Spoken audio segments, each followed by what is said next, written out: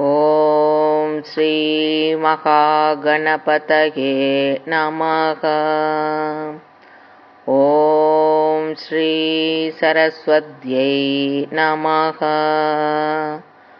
ஓம் ஸ்ரீ குருப்யோ நமக. ஹரி ஓம். அபிராமி அந்தாதி அருளுரையில் பிள்ளையார் காப்பு. தாரமர் கொன்றையும் சண்பகமாலையும் சாத்தும் தில்லை ஊரதம் பாகத்து ஊமை மைந்தனே உலகேலும் பெற்ற சீரபிராமி அந்தாதி எப்போதும் என் சிந்தையுள்ளே காரமர் மேனி கணபதியே நிற்க கட்டுரையே. தாரமர் கொன்றை என்பது கொன்றை மாலை. தில்லை ஊரர் என்பதன் பொருள் தில்லை ஊத்த பெருமான். கட்டுரையே என்பது திருவருள் செய்வாயாக என்று பொருள்படும். அபிராமி வேறு, அந்தாதி வேறு அல்ல, இரண்டுமே ஒன்றுதான். அதாவது பெரிய மரத்தை சிறிய விதை தன்னுள் அடக்கி வைத்து மீண்டும் பெரிய மரமாக வடிவடிக்க செய்யும் திறன் போன்றது இந்த அபிராமி அந்தாதி அருள்நூல். அதாவது அபிராமி அன்னையின் அனைத்து கல்யாண குணங்களையும் அருள் செயல்களையும் மொத்தமாக தன்னுள் அடக்கிய வித்தக ஞான விதை போன்ற ஆழயமாக திகழ்வதால் போற்றி வழிபடத்தக்க பெருமையுடையது. அபிராமி அந்தாதி முழுவதையும் பக்தியுடன் பொருளுணர்ந்து பாராயணம் செய்து துதித்து வழிபட்டால் அபிராமி அன்னை அபிராமி பட்டருக்கு தோன்றி தரிசனம் தந்தது போலவே நமக்கும் தோன்றி தரிசனம் தருவாள், அருள்வாள் என்பது உண்மை, உறுதி. நெகட்டிவ்லிருந்து பிரிண்ட் போடுவது போல அபிராமி அந்தாதி என்ற அருள்நூல் வழிபாட்டின் மூலம் அபிராமி தரிசனமும் அருளும் ஒருங்கே பெறுவார் என்பது நிச்சயம், அது சத்தியம். இந்த அருள் பாடலின் வாயிலாக அறியத்தக்கது யாதெனில், பிள்ளைகள் பெற்றோர்களுக்கு உகந்தவராகவும் உயர்வு தரக்கூடியவர்களாகவும் இருக்கும் பெருமை உடையவர்களாக திகழ வேண்டும் என்னும் சிறந்த நீதியாகும். பெற்றோரின் அன்பும் ஆசியும் முழுமையாக பெற்ற பிள்ளைகள் எல்லோராலும் எல்லா இடத்தும் என்றும் போற்றப்படுவார்கள் என்பது உட்குறிப்பு. இந்த பாடலின் வாயிலாக சிவன், உமை, கணபதி மூவரின் திருவருளும் ஒரு சேர பெறுவர். பெறுமாறு செய்யும் ஒப்பற்ற அருள்நூல் அபிராமி அந்தாதி. இத்தகைய அற்புதமான நற்பயன்கள் அனைத்தையும் ஒரு சேர தரும் அபிராமி அந்தாதியின் பாடல்கள் முழுவதும் கற்போம், கலிப்போம். இந்த பாடலுடைய குறிப்பு: அபிராமி அந்தாதி எப்பொழுதும் என் சிந்தையுள்ளே நிற்க கணபதியே கட்டுரையே என்பது மிகவும் சிந்திக்கத்தக்கது, சீர்வரத்தக்கது. நினைத்த பொழுதெல்லாம் வங்கியிலிருந்து நினைத்த அளவு பணத்தை எடுத்துக்கொள்ளுமாறும் அந்த வங்கியிலே என்றும் பணம் இருந்து கொண்டே இருக்கும்படி செய்து கொள்வது போலவும் ஆகும். எப்பொழுதும் என் சிந்தையுள்ளே அபிராமி அந்தாதி இருந்து கொண்டே இருக்கும்படி அருள் செய்ய என்று வேண்டப்படுகிறது. முதல் பாடல்: உதிக்கின்ற செங்கதிருச்சி திலகம் உணர்வுடையோர் மதிக்கின்ற மாணிக்கம் மாதுளம் போது மலர்கமலை துதிக்கின்ற மின்கொடி மென்கடி குங்கும தோயமென்ன விதிக்கின்ற மேனி அபிராமியன் தன் விழித்துணையே. எவ்வளவு பெரிய ஞானியாகவும் அறிஞனாகவும் கலைஞனாகவும் வேறு யாராக இருந்தாலும் அவன் தூக்கத்திலே ஆழ்ந்திருக்கும் போது யாருக்கும் பயன்பட மாட்டான். ஏன், தனக்கு கூட அவன் பயன்பட மாட்டான். கிட்டத்தட்ட இறந்தவன் போலவே இருப்பான்.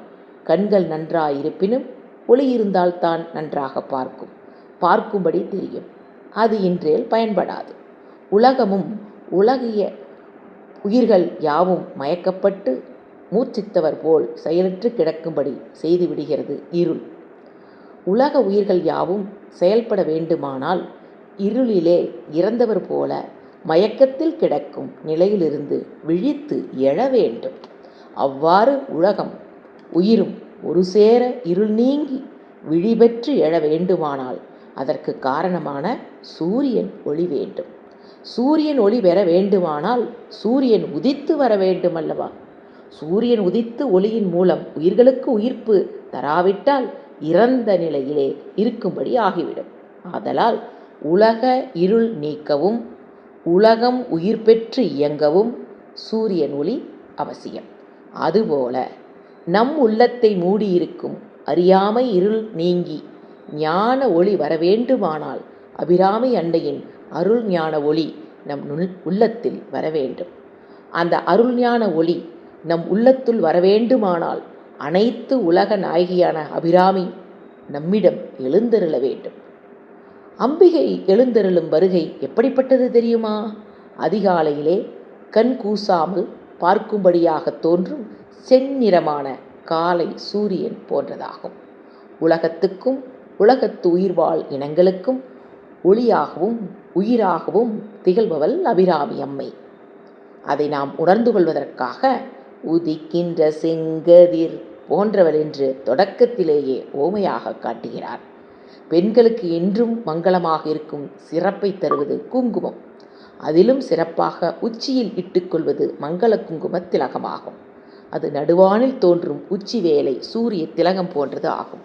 அதே சூரியன் மாலையிலே மகிழ்ச்சியும் குளிர்ச்சியும் தரும். அது பெண்கள் நெற்றியில் இட்டுக்கொள்ளும் பொட்டு போன்ற சிறப்புடையது ஆகும். அதாவது காலை, மதியம், மாலை ஆகிய 3 வேளைகளிலும் சூரியனை போற்றி வழிபடும் சந்தியாவந்தனம் போல முப்போதும் எப்போதும் துதித்து வழிபடும்படியாக காட்சி அளிப்பவள், கருணை புரிபவள் அபிராமி அன்னையாகும். ஆதலால் அதிகாலையில் தோன்றும் சூரியனை உலகத் திலகமாகவும், உச்சி வேளையில் தோன்றும் சூரியனை உச்சி திலகமாகவும், மாலை வேளையில் தோன்றும் சூரியனை மகான்கள் மதித்து துதிக்கும் சந்தியாவந்தன மந்திரத்திற்குரிய மாணிக்கமாகவும் திகழ்கிறார் என்பதை சொல்லாமலே சொல்லும் அழகு போற்றி புகழத்தக்கது. இத்தகைய அம்பிகையின் பேரெழிலைக் கண்டு மகிழவும் அவளுக்கு தொண்டு செய்ய விரும்பும் கலைமகளும் அலைமகளும் வந்து ஆராதித்து போற்றி வழிபடுகிறார்களாம். அவர்கள் துதித்து வழிபடும் போது சொரிந்த செம்மலர்களாலும் குங்குமத்தாலும் அபிராமியின் திருமேனி குங்குமம் போல செம்மேனியாக திகழ்கிறதாம். அதனால் அம்மையின் திருமேனி முழுவதுமே மனிதர்களுக்கு சிறப்பாக, அம்பிகை பக்தர்களுக்கு மிக மிக மேலான பரமபதமான விழுத்துணையாகவே திகழ்கின்றது. அதனால் உயிர்களுக்கு பேரின்பம் தரும் மேலான தெய்வம் விழுத்துணையான அபிராமியை விட யாருமில்லை என்று பூரித்து போட்டுகிறார் பட்டர். உலகில் உள்ளவர்களும் சுற்றத்தார்களும் பெற்றோர்களும் நம் உடம்புக்கு மட்டும்தான் துணையாவார்கள். நம் உயிருக்கு ஒரு காலம் துணையாக முடியாது.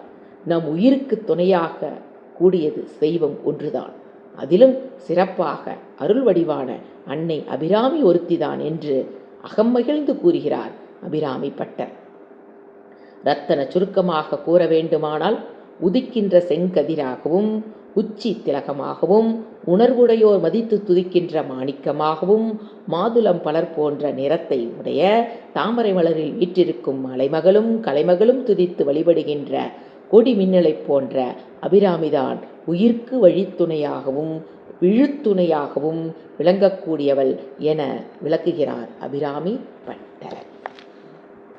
இவ்வாறு அன்னை அபிராமிதான் அகிலத்தில் உள்ள எண்ணில்லா உயிர்களுக்கெல்லாம் துணையாவாள்.